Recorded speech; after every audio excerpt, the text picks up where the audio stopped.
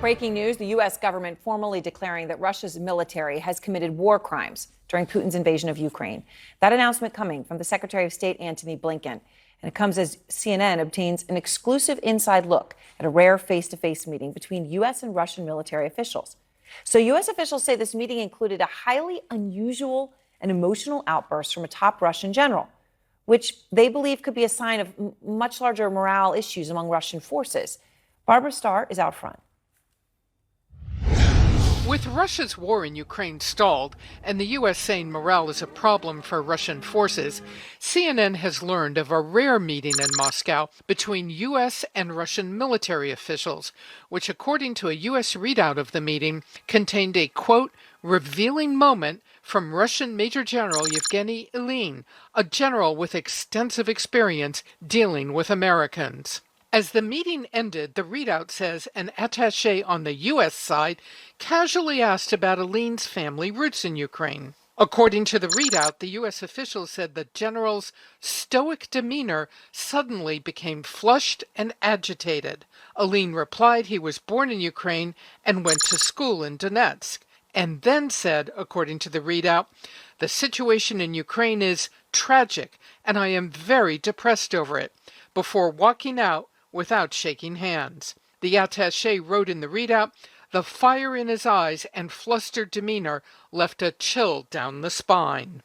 Meetings with Russian officials are typically scripted, but the two attachés said they had never witnessed such an outburst by Russian counterparts at an official meeting. The readout by the officials concludes, at the very least, it is clear that morale problems among Russian forces are not limited to frontline troops. The readout describes only the impressions of the U.S. officials and does not definitively explain Ilyin's behavior. Such readouts are typically too sensitive to be made public. Readouts of this type are important because they give us an insight, a potential insight into what the Russians are really thinking, but it also shows that there is some kind of a morale problem within the Russian hierarchy, and it extends possibly all the way up to the top. The Russian Ministry of Defense did not respond to a CNN request for comment on the meeting or the readout, but the Kremlin has denied reports of low morale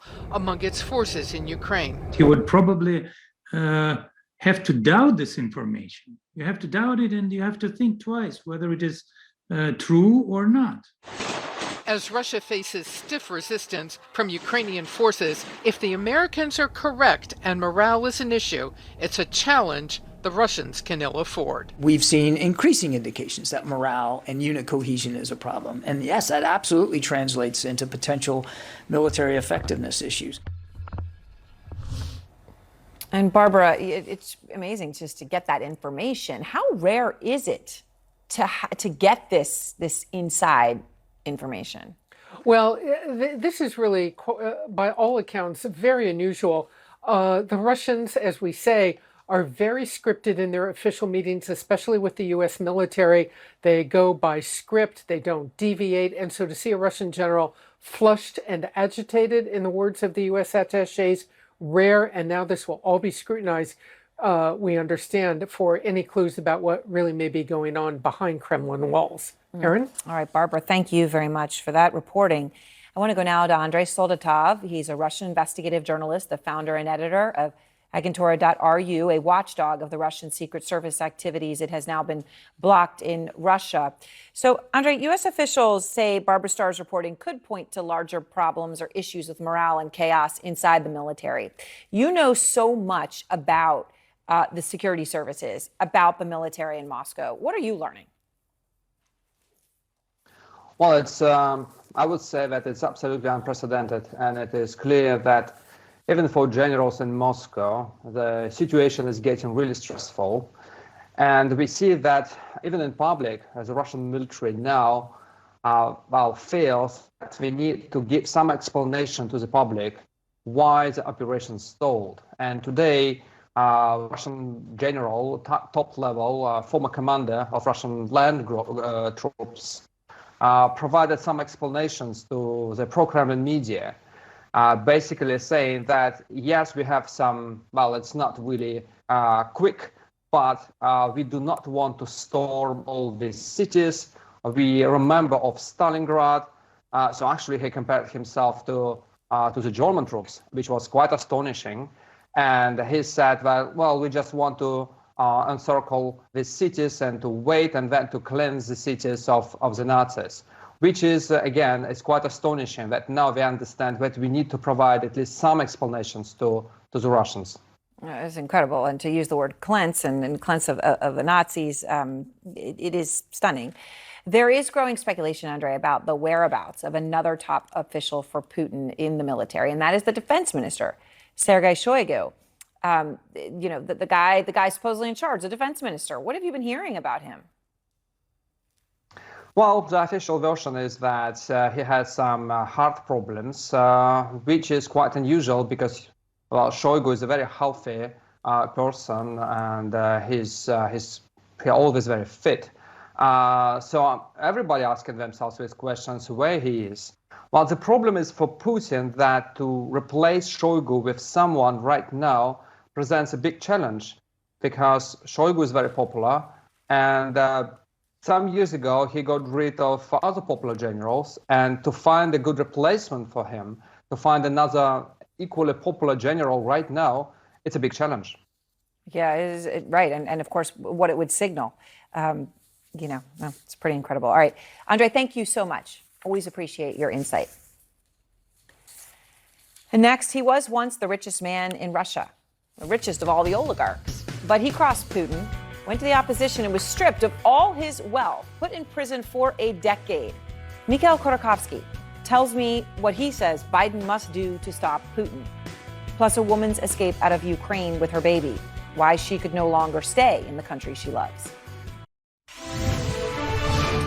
President Zelensky tonight calling for worldwide demonstrations in support of Ukraine to mark the full month since Putin invaded his country. Come to your squares, your streets, make yourselves visible and heard. Say that people matter, freedom matters, peace matters, Ukraine matters. Out front now, Mikhail Khodorkovsky. He was at one point the top oligarch, the richest man in Russia. And then he took Putin on, championing the opposition. He ended up in prison for 10 years. And he obviously is not in Russia now. Mikhail, thank you so much for being with me. 1 month into Putin's invasion, American officials say that the Russian military doesn't have enough food, it doesn't have enough fuel. They have all kinds of logistical problems. Soldiers don't even have gloves. They're suffering from frostbite. Did you ever imagine this situation? Truly, I'm not surprised. But on the other hand, I will have to say that the level of their unpreparedness has come as a great surprise to me. In fact, I will say, in the words of the Ukrainians, is that they're heavily helped by their corruption. Western officials, they say Putin is frustrated, obviously, by the stall of his military and that he has been lashing out.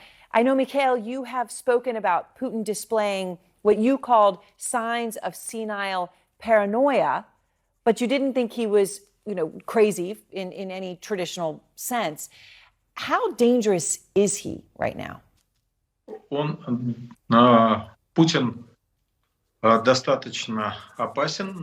we have to understand that Putin is sufficiently dangerous, and yet he's not suicidal.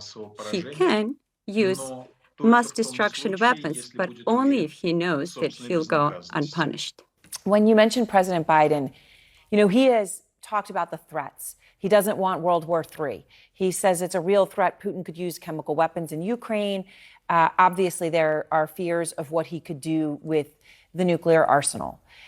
So far, obviously, he has not even used tactical nuclear weapons, but there are these fears out there.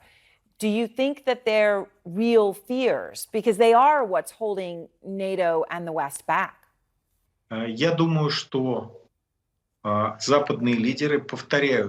Well, I believe that actually what we are seeing now is that Western leaders are repeating the same mistake that their predecessors committed years ago with Hitler, when Hitler was very vulnerable back then, when he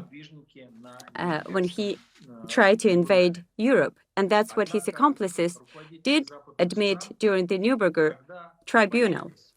However, what we know is that Western leaders kept saying that they were afraid to aggravate Hitler, and they thought, well, if we are not showing any resistance, then eventually he'll stop. However, that mistake has cost hundreds of millions human lives. Hundreds of millions human lives were lost, and the same mistake is being committed now. Putin will never use nuclear weapons unless he knows he's in safety. And once he's been convinced that, yes, we are safe, then obviously that just triggers him towards that. So the Wall Street Journal reports that President Biden was ready to sanction Russian oligarch Roman Abramovich. He ultimately did not, because President Zelensky said, hold on. Zelensky thought that Abramovich could help broker some sort of a peace deal here. Obviously, I know you and Abramovich know each other. I've got a picture of you on the day your companies announced that mega merger. There you are on the screen, you and Roman Abramovich. Do you think he is the kind of key person that Zelensky thinks he is in terms of negotiating a peace settlement? Well, I believe that actually these negotiations are so far fake in their nature, and they can only be real when Putin can feel that he might either lose in Ukraine or if Ukraine capitulates. And obviously, this may not be possible so far because of Ukrainians' courage and support from the West, and also if the no-fly zone is provided. But as of now, but for sure, this cannot be facilitated with the help of Abramovich's efforts. Do you think Abramovich or anyone else, Mikhail, at this point, any other oligarch, deserves to not be sanctioned by the West? Well, the way I see it is quite simple. Oligarchs are not true oligarchs in that sense that they actually do not influence Putin. That's just an idiotic, preposterous idea, if I may say so. Yet, they are Putin's instruments of influence. And to see for real who has broken their relations with Putin would be when they actually denounce him and when they admit that he is a war criminal. And if that doesn't happen, that means that they still depend on him and they're still dangerous. Mikhail, thank you very much. I'm grateful to you for your time and look forward to speaking with you again soon. Thank you. Thank you very much. I'm John Berman in Lviv in western Ukraine. This is CNN. Sobering new figures tonight from Kharkiv, where nearly 1,000 residential buildings now have been destroyed.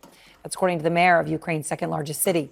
The people who once lived in those buildings, many of them forced to flee to neighboring countries. Miguel Marquez is out front tonight from Bucharest, Romania.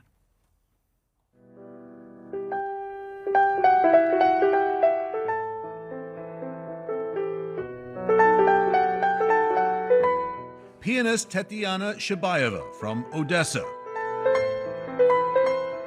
Tonight, she's playing for Ukrainian refugees like herself. It's very important, I think, because it's a concert that I want to play for people and to give my energy.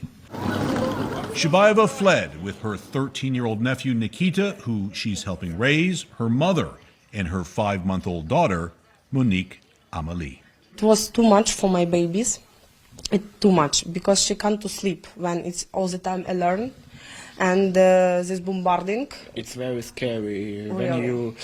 When you have below, it's very scary. They left in a hurry, leaving everything back home in Odessa, an historical and strategically important city on the Black Sea. Suddenly I must take just some luggage, how I can put all my library that I keep all my life. I have a big library in my apartment. In Bucharest, nearly 2 weeks now, Monique Amelie already doing better. I'm happy that I have everything that I need for life. My babies start to sleep. My babies start to eat. But if not for her baby, But inside of me, it's a fighting. Because if I would not have a baby, I would be for sure go and fighting. torn between family and fighting for her country. For now, they're staying at what was the Romanian office for Greenpeace. What is it today? Today, it's a place for refugee moms and their kids, and I don't know, a place where they can feel safe. Several organizations help manage about 100 refugees in 60 different locations. The Greenpeace Refugee Center is the hub, Putin's war of choice, the motivation. How can we not help? Right. How can we not be here with open arms and doors? It strengthens your resolve to help. Yes, it's motivating us, of course, right. From angriness to kindness somehow. Shabaeva only had a few days to prepare. Still, each note struck emotion.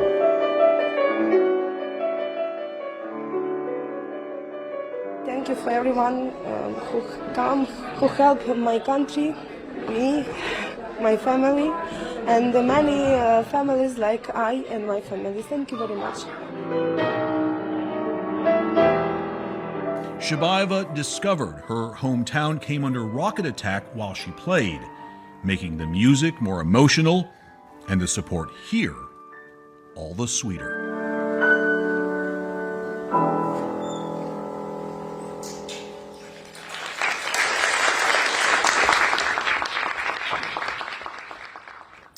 Now, interestingly, in the last few weeks that we've been here, we've seen the number of Ukrainian refugees crossing into Romania decline, but the number that are staying here in the country seeking shelter, that's actually rising. So Shabaeva and her nephew are looking for long-term housing here. It is interesting that that sense of Ukrainian nationalism and pride is growing as well. That 13-year-old Nikita, he wants to be an engineer, go back to Ukraine and help rebuild it after the war. Back to you. Miguel, thank you very much. And next, the moment that brought Judge Ketanji Brown Jackson to tears during her confirmational hearing today.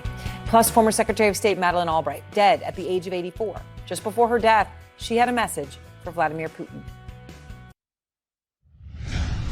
Judge Ketanji Brown Jackson, President Biden's nominee to the Supreme Court, facing stiffer Republican opposition on the final day of questioning in her marathon confirmation hearings. Republicans repeatedly questioning her on some of these now repetitive issues: child porn, critical race theory, gender identity. Paula Reed is out front on Capitol Hill. Supreme Court nominee Ketanji Brown Jackson facing questions from increasingly hostile Republican lawmakers. That's not what I've said, Senator. The hearing was often contentious. To answer a question. You can bang it as loud as you want. Republican senators once again used significant portions of their allotted time to focus on Jackson's judicial record in child pornography cases. You're a mother. You seem to be a very nice person. Are you aware of how many images are out there on the internet involving children and sexually compromising situations? Senator Graham repeatedly interrupted Jackson's attempts to explain previous sentencing decisions. No, Senator, I didn't say verses. That's exactly what you said. To put their ass in jail, not supervise their computer usage. Senator, I wasn't talking about verses. You just said you thought it was a deterrent to supervise them. I don't think it's a deterrent. Senator, would you let her respond? Yes. Senator, every person in all of these charts and documents I sent to jail because I know how serious this crime is. Senator Hawley's questions revealed Jackson's fatigue with an issue that was relevant only to a handful of cases in her career. Judge, you gave him 3 months. My question is, do you regret it or not? Senator, what I regret is that in a hearing about my qualifications to be a justice on the Supreme Court, we've spent a lot of time focusing on this small subset of my sentences. Committee Chairman Dick Durbin admonished his Republican colleagues for their talking points appearing to appeal to movements like QAnon, which peddles false conspiracies about Democrats and pedophiles. Your nomination turned out to be a testing ground for conspiracy theories and culture war theories. And videos. Cruz, Jackson's Harvard Law School classmate, made news with his question about the upcoming affirmative action case going before the justice's next term, where Harvard is a defendant. You're on the board of overseers of Harvard. If you're confirmed, do you intend to recuse from this lawsuit? That is my plan, Senator. Democratic lawmakers again using much of their time to allow Jackson to talk about her record and the historic nature of her nomination. I do consider myself, having been born in 1970, to be the first generation to benefit from the civil rights movement. She wiped away tears as she listened to Senator Booker. When that final vote happens and you ascend onto the highest court in the land, I'm going to rejoice. And I'm going to tell you right now, the greatest country in the world, the United States of America, will be better because of you. This could be the closest Supreme Court confirmation vote in U.S. history, because as of right now, it's not clear that Jackson will receive any support from Republicans. As of now, Senator Cornyn says he's not inclined to support her nomination. Senator Graham also appears to be a likely no vote, even though it was less than a year ago that he voted to confirm Jackson to be a circuit judge. As for other potential Republican support, those lawmakers either say they're reviewing her record or they won't say anything at all. Right now, the committee is scheduled to vote on April 4th. Erin? All right, Paul, thank you very much.